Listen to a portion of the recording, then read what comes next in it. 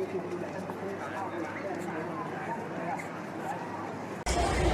my name's Rocco Buttliere, and I designed one of the 650 scale skyscrapers using Lego.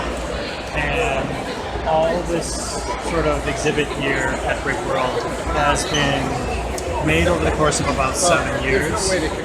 Each model takes about 2 to 3 months to design and build. Though some have taken significantly longer, like my World Trade Center and World Financial Center, which took upwards of 10 months each. And my display is called Landmark Landscape. I kind of like to think of it how landmark is the expression of an individual building and its sort of architectural merit in the context it's situated in.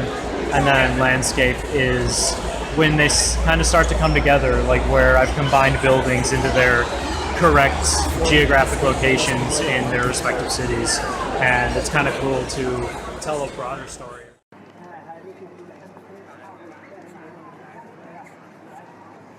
One of my first models of really more so of a historical building rather than a skyscraper, and it's also unique in the fact that it's just as horizontal as some skyscrapers are vertical.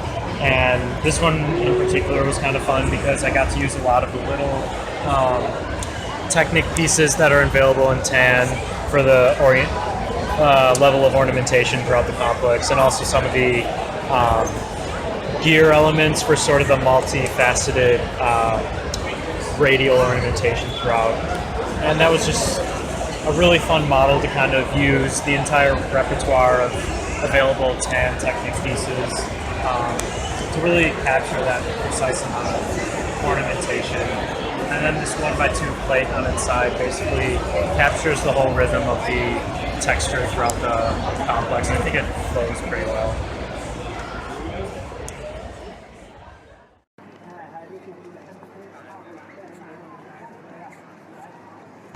So this is a growing layout of Chicago that I'm doing at my 1:650 scale.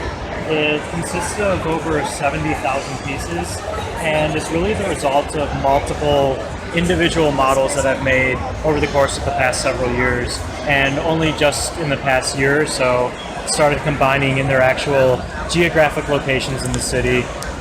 So it's kind of cool because it tells a story about the individual building's architecture, but also starts to tell a story that's much more contextual. Like you can trace your path through the city, like down Michigan Avenue or looking down the river.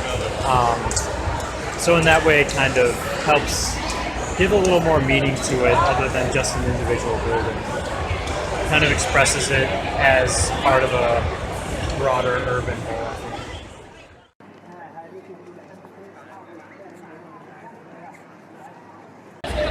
This is my model of 40 Wall Street in New York City.